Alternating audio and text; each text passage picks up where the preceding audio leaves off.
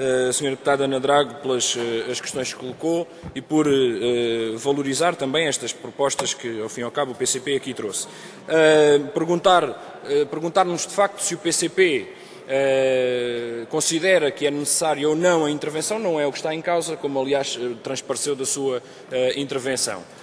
O que está em causa é precisamente a forma como o Governo decidiu levar a cabo este processo de requalificação e até, em muitos casos, de construção de novos edifícios, aliás, em muitos casos, de construção de novos edifícios escolares. E a escolha de uma empresa, a escolha da criação de uma empresa, do modelo empresarial que plasma no decreto-lei que a cria todo o seu objetivo e que estipula claramente qual é o seu âmbito e que diz que não é só requalificar o parque, como é, no futuro, gerir o parque.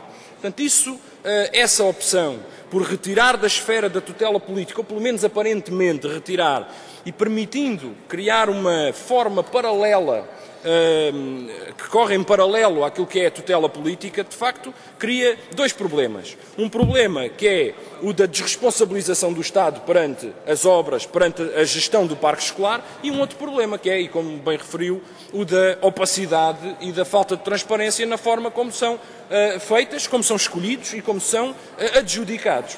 Portanto, como é que a Parque Escolar hoje escolhe e determina qual é a equipa projetista ou o gabinete de arquitetos que vai fazer um determinado projeto? É só isso que importa conhecer. Mas é também preciso questionar o modelo de empresarialização de gestão do Parque Escolar.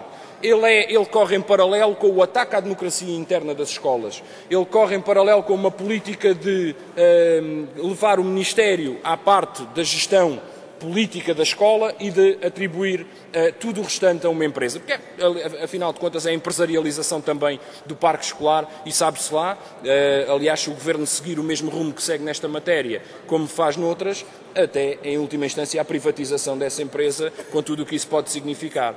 Hoje, o que temos já é a gravidade de ter uma empresa que foge ao escrutínio público, que foge à capacidade de fiscalização desta Assembleia.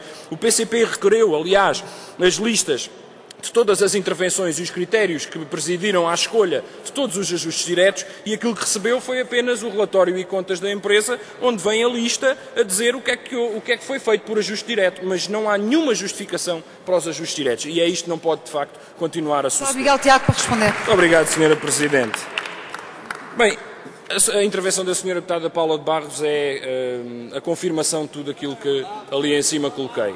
Exatamente. Ora, o que eu ali em cima tentei expressar foi precisamente esta tentativa de o Governo utilizar a escola pública como um instrumento de campanha, um instrumento de propaganda e de utilizar o facto de a escola pública ter atingido um ponto de ruptura para justificar que os negócios sejam feitos de qualquer forma. E isso não aceitamos. E a Sra. Deputada veio aqui fazer esse exercício. O investimento é importante, as escolas precisam e, portanto, podemos fazê-lo à pressa, à balda e sem reflexão.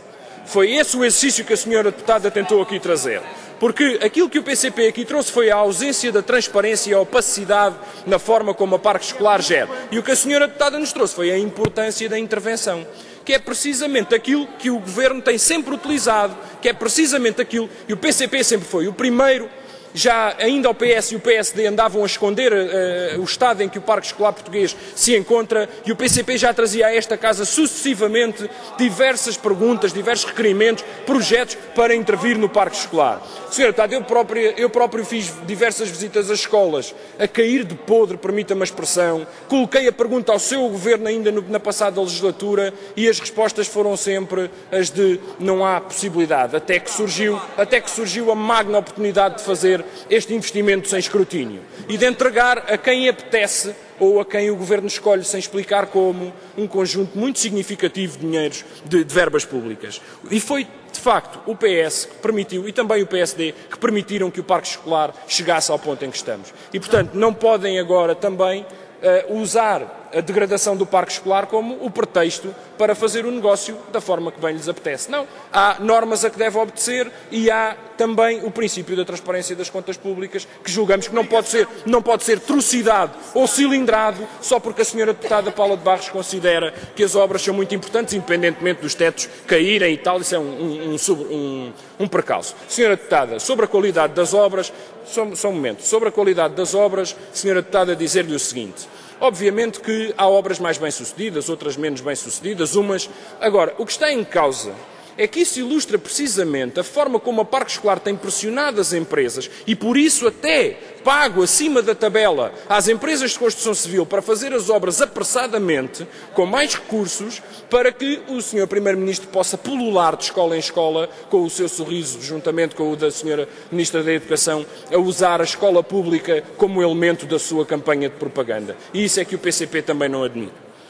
Deputada, nós já estamos habituados a que o PS e o PSD façam essa briga a ver quem é que fez sempre pior, mas não nos vamos meter nessa. Mas, Sr. Deputado, também pelas questões que nos colocou, não há também da parte do PCP nenhuma aversão ao princípio da simplificação e da agilização destes trabalhos, bem pelo contrário. Não pode isso justificar que se contornem todos os mecanismos de garantia da transparência nas contas públicas e que com isso justifique, para ser rápido não explicamos como é que foi.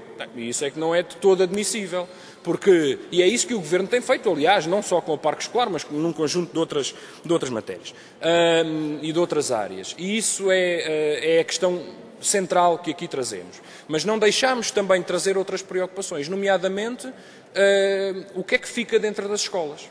Nós estamos a ver que o Governo utiliza uma intervenção física junto da escola para, de certa forma, branquear aquilo que foi uma política educativa desastrosa e que destruiu o interior da escola. Desmobilizou os recursos humanos, professores, funcionários, auxiliares de ação educativa, atacou os direitos dos estudantes, converteu-os em números e em estatísticas para satisfazer as metas a que o próprio Governo se propôs e, portanto, essa também foi uma das preocupações. E essa é uma preocupação que não se desliga da Parque Escolar, porque a Parque Escolar, de acordo com o decreto-lei que a cria, passa a gerir o Parque Escolar. E, Sr. Deputado, além de termos agora um diretor que já não obedece democraticamente a ninguém a não ser ao Ministério da Educação e às direções regionais, passamos a ter uma empresa que determina se o refeitório da minha escola é concessionado ou não, que determina se a papelaria é privatizada ou não, quando é que fazem falta aos computadores, quantos computadores se compram. Portanto, tudo isto se reveste de um caráter absolutamente inaceitável do ponto de vista político do Partido Comunista Português. E dizer-lhe também sobre a questão bastante importante que colocou das empresas envolvidas nesta... Porque aí também se demonstra bem a ausência de transparência e a forma como o Governo tem vindo a criar aqui bolos que entrega a quem escolhe e não explica como escolhe. O Governo foi questionado, em boa hora, por um conjunto de empresas sobre os procedimentos da Parque Escolar. E o que é que o Governo fez? Viu que tinha que alterar o seu procedimento. E, portanto, não podia justificar atribuições de pequenas obras apenas a grandes construtoras. Então, o que é que fez? Agrupou a Parque Escolar, agrupou as pequenas obras de maneira a criar grandes bolos de obras para que, na mesma, só as grandes empresas pudessem aceder. E diz-nos o Governo, estão envolvidas 2.700 empresas em contratações com o Parque Escolar. Aqui está a colocar não só as empresas de construção, mas como as empresas até de equipamentos eletrónicos. Mas, mesmo assim, a Parque Escolar contratualiza apenas, na verdade, com cerca de 500 empresas. As outras 2.200 empresas que o Governo anuncia são subempreitadas, contratadas pelas grandes empresas que abocanham a fatia de leão e, portanto, as pequenas e médias empresas das regiões acabam, de facto, por estar com a mão na massa, literalmente, mas a massa toda, a outra massa, fica nas mãos das grandes.